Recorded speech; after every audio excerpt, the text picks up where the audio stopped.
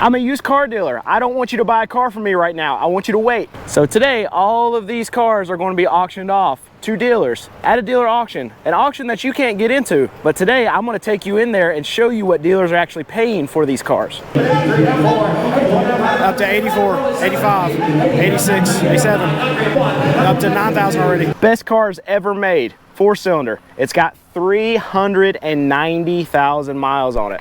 So wholesale prices right now are down about 11% year over year, but even so, I'm still going to tell you to wait and do not buy a car right now. And why is that? It's because I know that prices are going lower, and I hear you in the comments, well, we haven't seen prices go down. Yeah, you really haven't yet because it's not made its way to the retail side yet. It's going to take a couple months for these dealers to start getting pinched and actually have to move on their cars. And I'll give you an example. So these dealers, they're accustomed to selling these vehicles at a certain price, and wholesale prices have come in over the last 2 to 3 months. But when the dealers buy cars today at a discounted price, they're not going to discount their prices to the consumer. They're going to try to get out of these cars what they were selling them for 2-3 months ago because they think they can. And dealers are really reactionary. They move after the market's already moved. So what you're going to see is that they have to go through this time frame of being able to buy a little bit cheaper, trying to hit a home run on every vehicle, and then realizing that they can't sell it, and then they have to lower their prices 1 month by 5 to 10%. And then they realize, okay, well, the market's still moving down, I can't sell it for that, so then they're going to move it down another 5 to 10%, and then that's how you get the retail side to start coming down. And it's starting right now because you're already seeing it in the wholesale data, and the retail pricing has to follow wholesale pricing. So I actually want to bring you back to my lot to show you what is happening here in real time, exactly what I'm saying. So something like the Subaru right here that we're selling for $4,000, a month, 2 months ago, we probably would have had to sell that thing for $4,500, $5,000 because we would have had to pay a lot more for it at the auction. But now, over the last week and a half, that prices have come down. We're actually able to buy, I'll give you an example, that Subaru somewhere probably between $2,500 and $3,000 is why we are able to market for $4,000 and sell it. But we would have had to pay probably $3,500 or $4,000 for that a month and a half ago, meaning we would have to sell it for about $5,000. So we can already see that through our cars that we're buying right now, that we're getting them a lot cheaper so we can actually sell them cheaper.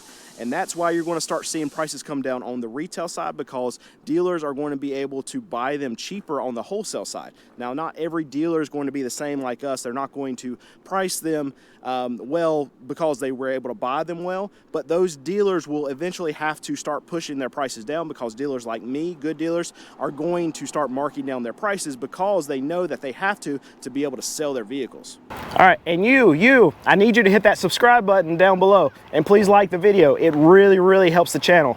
Thank you. And what ends up happening is because a lot of these dealers are so reactionary and the market is moving down on the wholesale side so fast that they're going to end up getting burned, and a lot of them are going to lose a ton of money on these cars, the money that they didn't have to begin with, because remember, a lot of them, they're actually using basically a credit card. They're financing all of their inventory, and as they can't sell these cars and they don't move with the market and the market moves down, they actually have to pay interest on vehicles that are sitting on their lot. And it gets to this tipping point where they're going to end up owing more on these vehicles than they actually can sell them for. And then they have to send them to auction and take even another loss because they have to get rid of them because they have to make the payments and they don't have the money. So they have to come with the money quick. And how they do it, they send them to auctions just like this, dump them, take a large hit on these vehicles, and then they pay their floor plans, their payments, so they can keep their floor plan active. And I say this a lot on my channel. If they don't have the flooring lines, they can't buy cars. You can't buy cars, you can't sell cars. If you can't sell cars, you can't pay your bills and you can't make any money. So if you're not doing that, then why even stay in business? So this is a 2002 Camry. Best cars ever made, 4-cylinder. It's got 390,000 miles on it. And guess what? It's not pretty, but it's still running. These are the best cars money can buy. All right, and just so you have your repo check-in for this auction, this whole lane right here, this is all repos. And I'll show you what these repos actually look like. See this Mustang? This was a nice Mustang not too long ago. It's 2015.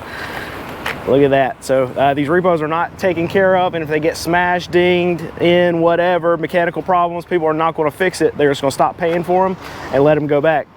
Smashed glass. Missing side view mirror, smashed side. This is what typical repos look like. So today on Cooking with CQA, we're going to be making jalapeno lime cheddar chicken. First thing you need, microwave. Second thing you need, Factor. It's not even in the middle of the picture.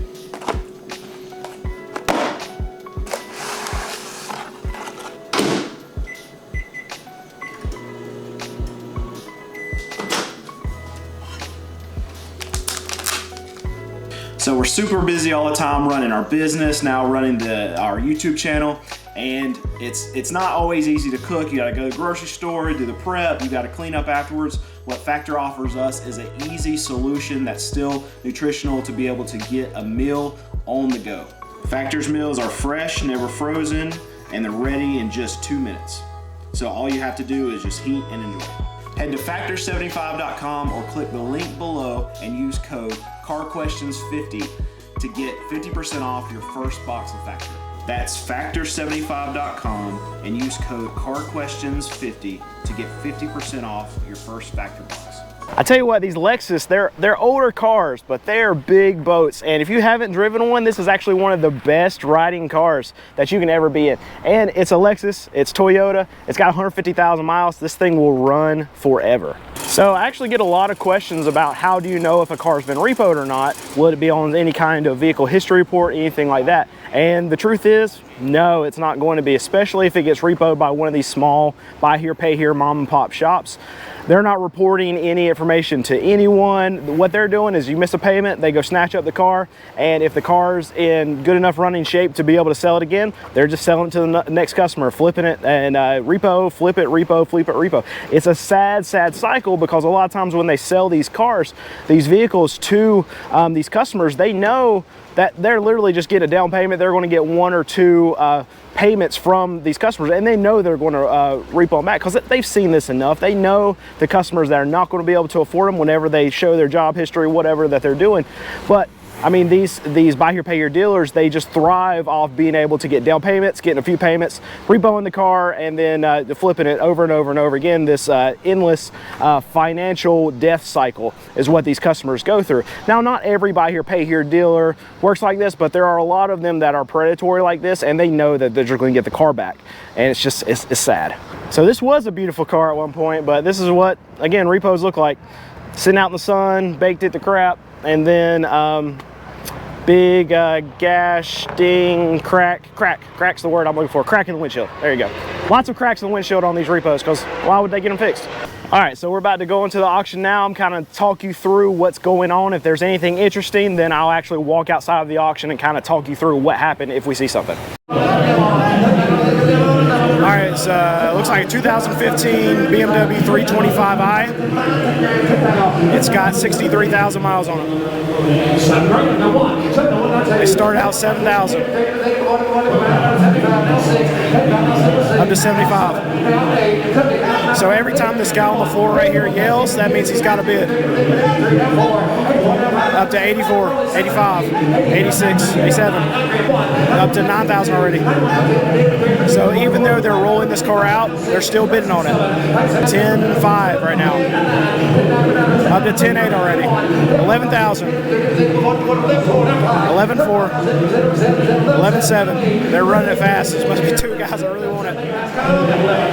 Got 11.7. And they sold it. All right, this one's a 2016 RAV4. It's got 121,000 miles. It's asking for 13 grand. Dropped it down to 12.5. All right, somebody offered $9,000. We're at 92, 93, 94, 95.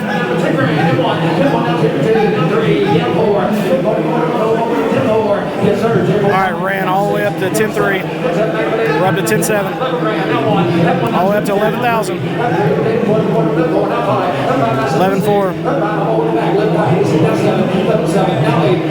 11.7. Up to $12,000. Up to 12.2. Up to 12.3. 12.5. 12.7. 12.9.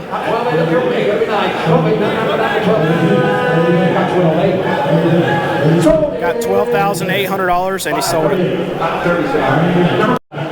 All right, this one's a 2012 Toyota Camry. It's a hybrid. He's trying to get $7,000 out of it. He dropped it down to 65. So what the auctioneer will do is he'll drop numbers down until he actually gets somebody to bid. So he's down to 6,000 right now. Nobody's bid on it yet. Down to 5,500. Still no bids. Down to 5,000. All right, somebody just started at $4,000.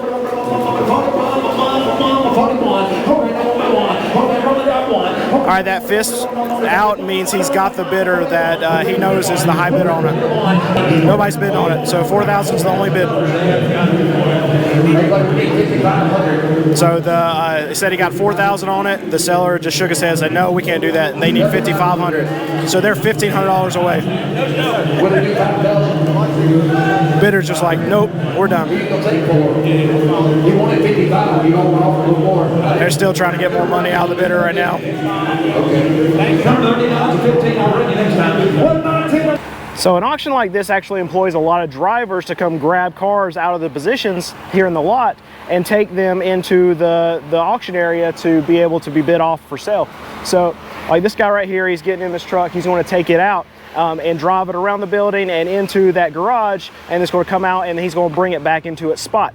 Now, how these drivers know if the car has actually been ran or not is, see all these cars that are facing out this way, they haven't been run, but when they bring them back, they'll actually face them back in the other way. So if you ever see in the background there's cars facing different ways, that's why. We'll show this one. It's a 2012 F-150 and it's got 205,000 miles. So the floor guy's asking to see if somebody started at 11,000. They dropped it down to 10,000. Dropped it all the way to 7,000. All right, they got money at $7,000, so they got bids coming in now. Up to 75, 77, 78. It actually looks good, just got a lot of miles. It's got 7,800 and they sold it. So another thing I want to tell you about that you've seen in there is that the auctioneer will try to start very high on whatever he's whenever he's trying to auction off. So if he's got a floor from the seller, basically their reserve of what they want to sell it for, if it's somewhere around like $10,000, he's not going to start it at $10,000. He's going to want to start it somewhere around 12, 13 grand. So that's why you'll hear him start yelling the numbers, and on say that $10,000 car, he'll start at 13 and then he'll drop it to 12.5 because he still doesn't have any bidders, and then he'll drop it to $12,000 and then he'll drop it to 11.5 and they'll keep dropping it down until he finds that sweet spot where somebody will actually raise their hand. But what actually happens in a lot of cases is, say he gets down to $11,000 trying to get somebody to bid and there's no bidders, then you'll have somebody that's bidding, they'll hold up like a finger like this or something like that. There's different like sign language signs in the bidding world for the different numbers, and something like that means 7. So on that car that the seller wants $10,000 for, it'll usually start somewhere around $7,000. They'll run it up and it'll bring 9,500 to 10.5, somewhere around that range, and then the seller has the task of saying, okay, do I want to sell it for this or not? But that, just to say that you'll always get the auctioneer start way up here and try to get somebody to bid on it, but it usually drops thousands of dollars before you actually get a real bid on the floor. So I get a lot of questions about these cars. There's Alex. So I get a lot of questions about these cars that are sitting in here. These are just storage, some of the nicer, older stuff. That's not nicer or older. Somebody's going to yell at me in the comments about that. But no, these are not for sale. They don't go through the auction. They're just in here storage. I think some of them are actually owned by the owners. I'm not quite sure. The 2014 RAV4, it's got 140,000 miles. The paint on this looks fantastic. Headlights look good too. Trying to get somebody started at 11,000. Somebody started at 8,000. It's up to 87. Up to $9,000. 94. 95, 96. 98. 10.8. $10,800, and it sold. Well, might as well check this one too. It's a 2012 Prius. It's got 285,000 miles. All of those of you asking me if these cars will run past 150,000 miles, yep, they do. It's at $1,400 right now. Asking for 15.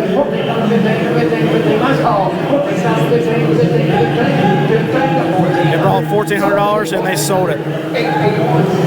All right, and just to give you guys a little bit more of an update on my dealership, you know, over the last few videos, we haven't really had any cars here, but last week we bought 40, so we're bringing all these cars into our system. We're getting them ready. At a dealer auction that you can't get into, and I can't talk right now. Is that car? No, this is too wordy. I don't like this. We sold this for, no, let's not use that either. Dealer, no, let's just say something different than that. Actually trying to, oh my goodness. I hear an alarm going off. I don't know if you can hear that in the background.